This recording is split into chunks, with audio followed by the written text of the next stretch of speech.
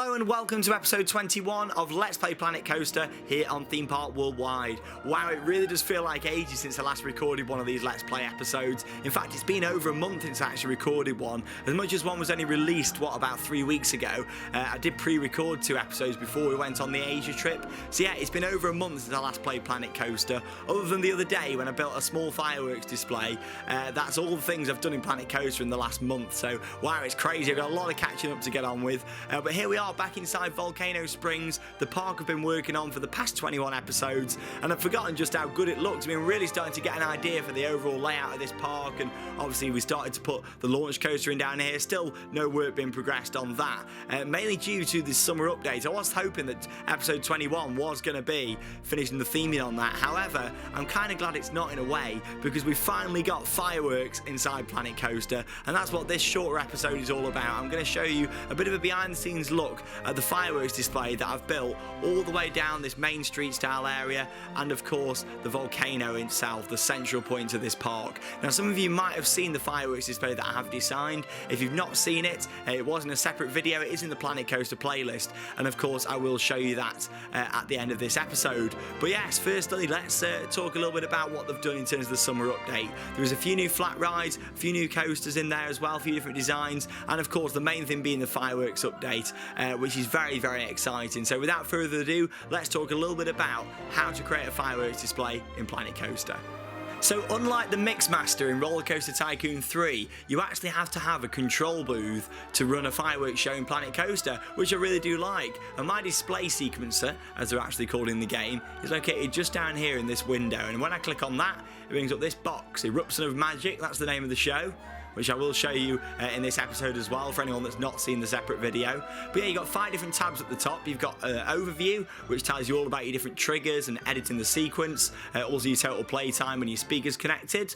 You've got your scheduler there as well, all your different options so you can activate it on triggers, specific times, or continuous activation. That's really clever because it means that you can use that on attractions. With this display sequencer, you don't just have to use it for fireworks displays. You can use it for a fire show inside a queue line, or some special effects inside a launch for a ride, anything like that. You can just put it on continuous activation, and of course you can just activate on trigger there as well.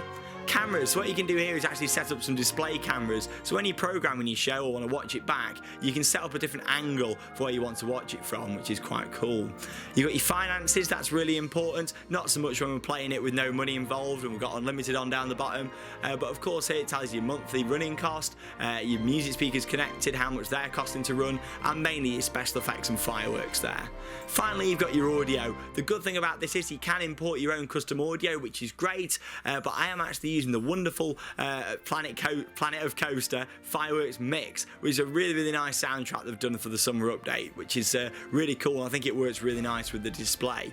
So first, let's talk about the speakers. Obviously, in RCT3, the music played everywhere on the park when you did a fireworks display. With this, you actually need to put speakers in where you want the audio to play. Now, with this being a 360 show, you can watch it all the way around the lake, around the central volcano, and you can watch it all the way down here on the main street area. I have added speakers in on the buildings. Of course, you've got them on the trussing just here, like on the lighting truss. You've got your speakers on there.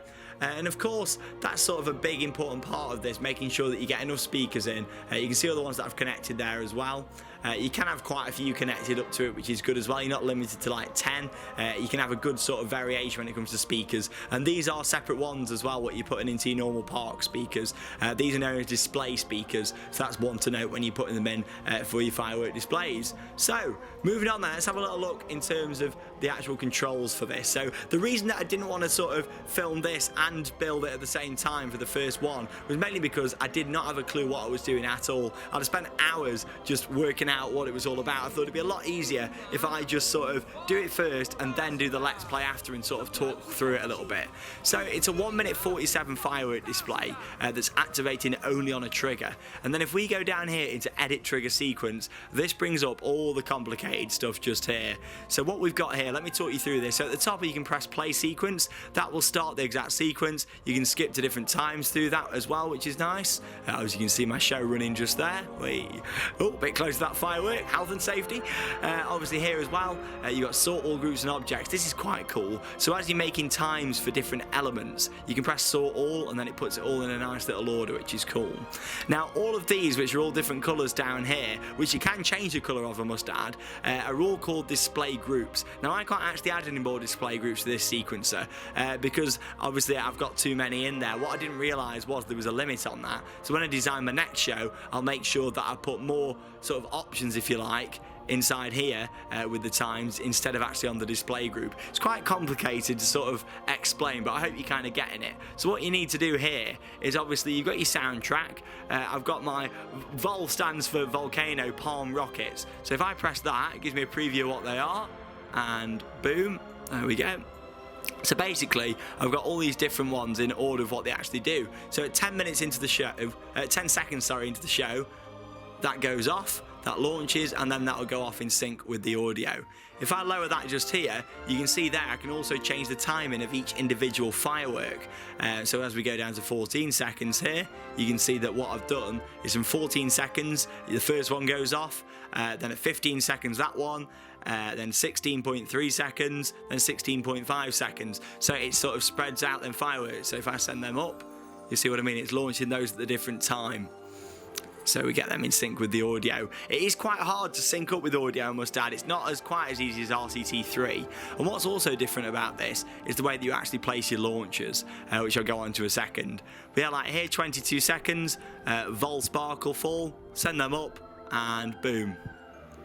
So yeah, that's sort of how that all works. So they're all different display groups. You might be thinking, oh my god, there's a lot there, but bear in mind some of them are repeats. Like the Vol Palm Rockets, for example. I use them a little bit later on. Down here you'll see them, and quite a few things like Vol Explosion, that's used a few times. Well, all of them are. I don't think there's any what I just used once. ISL Geyser, sorry, that stands for Island Geysers, which are on there. Vol Fire, that's for all the flame effects that are programmed individually. That alone, if we open that up, look at that, they're all the flame flowers, and what you can see here, they're all spaced out by 0.1 of a second.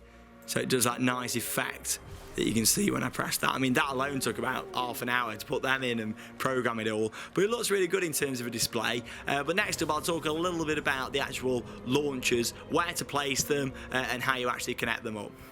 So here we are inside the main launching point for Eruption of Magic. Now I say the main one, this is the central one with the most pyrotechnics inside. However, there's quite a few other launching points throughout the whole of our entrance area, and I'll go on to those in a moment. But first off, let me explain this a little bit. So you can see here that I've got lots of different fireworks. This works very, very different to how Roller Coaster Tycoon 3's Mixmaster did. Now what you actually did in RCT3 was you'd place down one of these, however there'd be no fireworks attached to it, it would be like a launch platform, and then you'd actually go into the options and add fireworks to it. This works the other way around, you actually put your fireworks in, so these are all fireworks when you place them down, however you then need to actually connect it up to the launcher. So a little example for you, so say for example, even though this isn't Palm Rockets, say I wanted to connect this big firework up here so it went off with my Palm Rockets. I'd click Connect Objects to Group, and then it would highlight all my different firework launchers. You can see some there the other side and ones that are hidden into the rocks, and I can click that, confirm, and then bam, it adds it in there. So you can see Comet Multi-Launch Firework. I can press that and see it in action there as well. But obviously that isn't one that's in that group, but you kind of get the idea with what you do there. So I'll delete that so it doesn't go off and ruin the show. But that's literally what you have to do. You create these display groups. So say you want to connect 4 of these together, you click on that, and then you add your 4 in that you want to do, and then you've got a display group, and it's easy as that really to actually do it. It's more about getting it in time with your music, and what you have to keep doing with this game really is keep playing that sequence back, thinking, right, how many seconds? Oh, it's 14 seconds, I want the eruption to go off, the bang to go off at 16, so sending it up a couple of seconds early so it will actually launch in sync with the music, and that's what a lot of people seem to be struggling with in the comments, and a lot of things what people wanted to see. Now let me show you some of the other launchers where they actually are down the entrance area. So obviously, if you've already seen the video of the show, if you haven't, I'm going to show you in a couple of moments anyway. But yeah, you've got your main ones just inside here, all the fire round. And then you've also got all down the volcano, different launching points. So you can see like there's one just there. They're hidden every so often. all part of the show. I've tried to dig them into the ground a little bit so they don't look as ugly. Obviously you still want some tech on show for it to be realistic. There's a little close-up, little Planet Coaster logo on the side, so you can see them all the way around there as well. Now obviously the truss all the way around the side has also got them on. That's for some standard Roman candles that just squirt outwards. Then you got some smoke and some fire on top as well. Obviously you can program all the lighting in. I've not done any of the lighting yet for it. I've lit the volcano up with some lights inside, but apart from that I've done nothing in terms of lighting yet. So you can see that's the same on all the trusses all the way around. Now also, because I wanted to make this display have a big climatic moment, most people are going to watch it. It's a 360 display, so it's been designed that you can be anywhere around there and it'll look great. However, for anybody who's down here, towards the end of the show, you get extra special sort of finale, so to speak. And that's all built in just here. Obviously that flag, in reality that flag wouldn't be there because it'd get blown up to smithereens. But obviously you've got all your fireworks in there. You can see all the way across this side of the building as well. They're in there. If we make our way down here, you then got them just in there. Try to disguise that as chimneys a little bit, but you can see they're there. That one's going to be hidden in a little bit more. I'm still doing a bit of programming work and sorting this out, but you can see them there.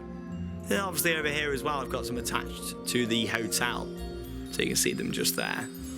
Anyway, without further ado, before I talk about it a little bit more, I'm just going to show you the display for anyone who's not seen it, and then I'll talk a little bit more about how you can put your own display together a little bit like this. But here it is, the Eruption of Magic Fireworks Spectacular here at Volcano Springs. Hope you enjoy the show.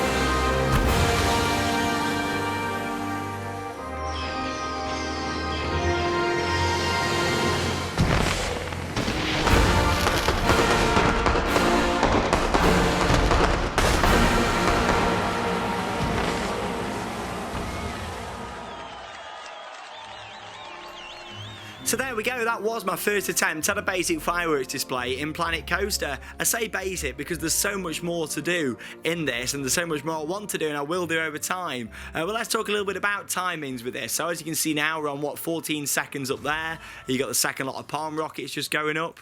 You can see how they're all there, look, and going up at the different times. As I mentioned before, I showed you the video, it is quite a lot to think about in terms of timing with the audio. But a big climatic point in this show is at 40 seconds. And you might have noticed that's when we have the effects coming up at the side, the fire goes up. So if we have a little look down here, you can see how much goes into just creating that one effect, which is about to go off. There's the fire at the side. It really is about making sure that you get your explosion of your firework on the beat of the music. Like you get some prime examples of that towards the back end of the show, like here. There we are, so that explodes on the beat. So if you want that to explode on the beat, you need to make sure that that's going up a couple of seconds before you want it to go off. It's all about playing, and you'll be stopping your show and starting your show all the time. To make sure you get it right. So you'll think, oh, that wasn't quite right. You'll go back, you'll start it from a certain point, and then obviously think, oh right, is that right this time? And that's what you just tend to do when you're building these sort of displays. It's like this here, again on the timing. So you want to make sure you get it on that beat, and that's the climax of your things happening. Obviously, with some things, you want the sound of the actual rocket going up, and there is a point in the show where we use that to its advantage as well.